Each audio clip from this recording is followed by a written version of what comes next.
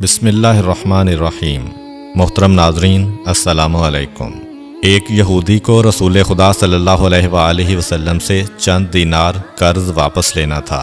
ایک دن آپ راستے میں جا رہے تھے کہ وہ یہودی آپ کے پاس آیا اور اس نے کہا، جب تک آپ میرا قرض ادا نہیں کریں گے اس وقت تک میں آپ کو یہاں سے نہیں جانے دوں گا۔ نبی اکرم صلی اللہ علیہ وآلہ وسلم نے فرمایا، اس وقت ادائیگی کے لیے میرے پاس کچھ بھی نہیں ہے۔ یہودی نے کہا، جب تک آپ میرا قرض واپس نہیں دیں گے میں بھی آپ کو یہاں سے جانے نہیں دوں گا۔ آپ نے فرمایا، اگر یہ بات ہے تو میں تیرے ساتھ یہیں بیٹھ جاتا ہوں۔ یہ کہہ کر آپ اس کے ساتھ بیٹھ گئے۔ جیسے جیسے وقت گزرتا گیا آپ کے صحابہ وہاں جمع ہوتے گئے۔ جب انہوں نے یہودی کی یہ جسارت دیکھی تو انہوں نے اس کو سزا دینے کا ارادہ کیا۔ آپ نے انہیں ہر طرح کی تادیبی کارروائی سے روک دیا اور فرمایا کہ تم دور چلے جاؤ۔ حکم رسول کے تحت صحابہ دور چلے گئے۔ سورج لمحہ بلمحہ گرم ہو رہا تھا اور اس کی تپش سے آپ کو اذیت پہنچ رہی تھی، یہاں تک کہ آپ کے چہرہ اطہر سے پسینہ بہنے لگا۔ اس کے باوجود آپ نے کسی طرح کے غصہ کا اظہار نہ کیا اور کوئی سخت جملہ نہ کہا۔ آپ سارا دن وہیں بیٹھے رہے اور ظہر، عصر اور مغرب و عشاء کی نمازیں وہیں پڑھیں۔ پھر رات چھا گئی۔ آپ نے رات بھی وہیں بسر کی اور فجر کی نماز بھی وہیں پڑھی۔ صحابہ یہودی کو ڈرانے دھمکانے لگے۔ آپ نے فرمایا، تم اس سے یہ کیسا سلوک کر رہے ہو؟ صحابہ نے کہا، یا رسول اللہ، اس کی یہ جرت کہ آپ کو یرغمال بنا کر اپنے پاس بٹھا لے۔ آن حضرت صلی اللہ علیہ وآلہ وسلم نے فرمایا، اللہ نے مجھے اس لیے نہیں بھیجا کہ میں کسی ہم پیمان یا کسی اور پر ظلم کروں۔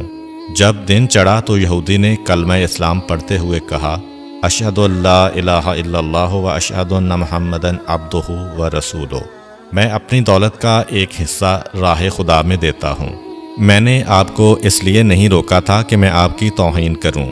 اس ذریعے سے میں آپ کے پیمانہ صبر کو آزمانا چاہتا تھا، کیونکہ تورات میں میں نے آپ کی یہ صفت پڑھی ہے، محمد بن عبداللہ مکہ میں پیدا ہوگا اور طیبہ کی طرف ہجرت کرے گا۔ وہ تندخو اور سخت مزاج اور بیہودہ گوئی کرنے والا نہ ہوگا اور کوئی جھوٹی بات زبان سے نہیں کہے گا۔ اس طرح سے میں نے آپ کو یہاں رکھ کر اس بات کی تصدیق کی ہے کہ تورات نے بالکل سچ کہا تھا۔ رسول اکرم صلی اللہ علیہ وآلہ وسلم مبعوث برسالت ہونے کے 3 سال بعد تک خفیہ طور پر دعوت اسلام دیتے رہے۔ اس کے بعد اللہ تعالیٰ نے آپ کو حکم دیا کہ آپ کھل کر اللہ کا پیغام پہنچائیں اور لوگوں کو خدا کی طرف دعوت دیں۔ ایام حج شروع ہوئے تو پورے جزیرۃ العرب سے لوگ مکہ کی طرف آنا شروع ہوئے۔ نبی اکرم صلی اللہ علیہ وآلہ وسلم کوہ صفا پر چڑھے اور آپ نے بلند آواز سے فرمایا، لوگو، میں اللہ کا رسول ہوں، تم اللہ رب العالمین پر ایمان لے آؤ۔ لوگ آپ کی طرف متوجہ ہوئے اور انہوں نے تعجب سے یہ اعلان سنا اور سب کی خواہش ہوئی کہ وہ اعلان کرنے والے کو دیکھیں۔ پھر آپ صفا سے اتر کر مروہ آئے اور وہاں پر بھی آپ نے 3 بار یہی اعلان کیا۔ جب ابو جہل نے آن حضرت صلی اللہ علیہ وآلہ وسلم کا یہ اعلان سنا تو اسے سخت غصہ آیا۔ اس نے زمین سے ایک پتھر اٹھا کر آپ کی پیشانی پر مارا، جس سے آپ کی پیشانی زخمی ہو گئی، خون بہنے لگا اور آپ کا پورا چہرہ لہو لہان ہو گیا۔ اس کے بعد تمام مشرکین آپ کو پتھر مارنے لگے۔ نبی اکرم صلی اللہ علیہ وآلہ وسلم مجبور ہو کر کوہ ابو قبیس پر چڑھ گئے اور ایک چٹان کے پیچھے جا کر چھپ گئے۔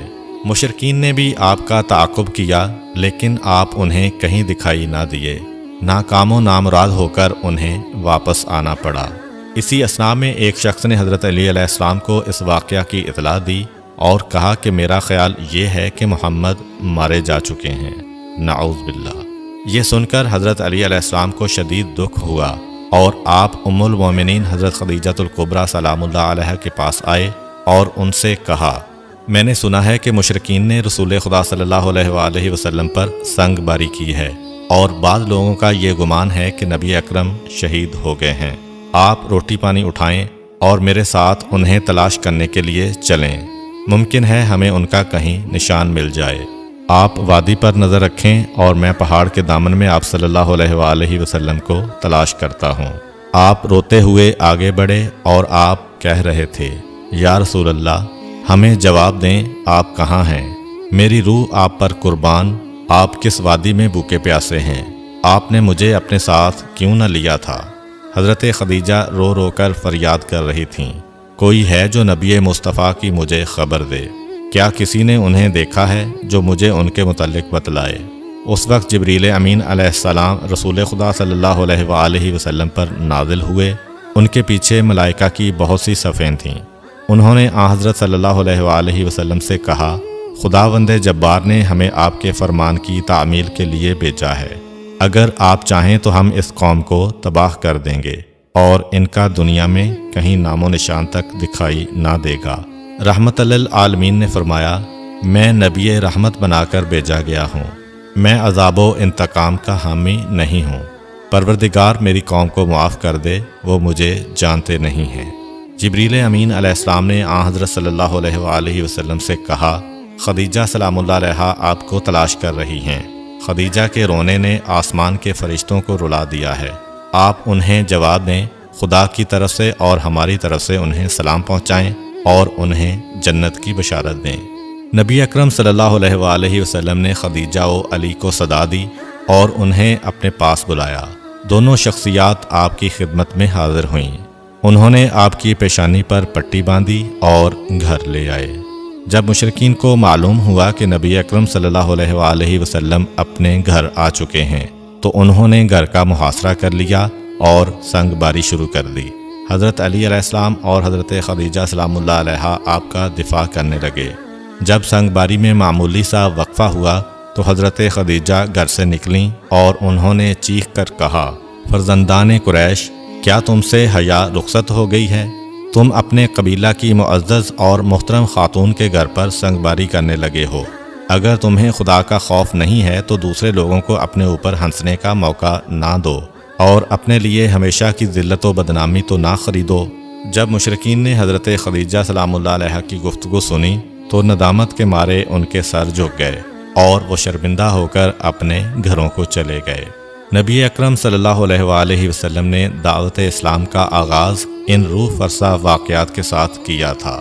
آپ پر کروڑوں سلام ہوں۔ آپ نے لوگوں کو گمراہی و ضلالت سے بچانے کے لیے قدم قدم پر تکالیف اٹھائیں اور صدمے برداشت کیے۔ امید کرتا ہوں کہ آپ کو آج کی ویڈیو اچھی لگی ہوگی۔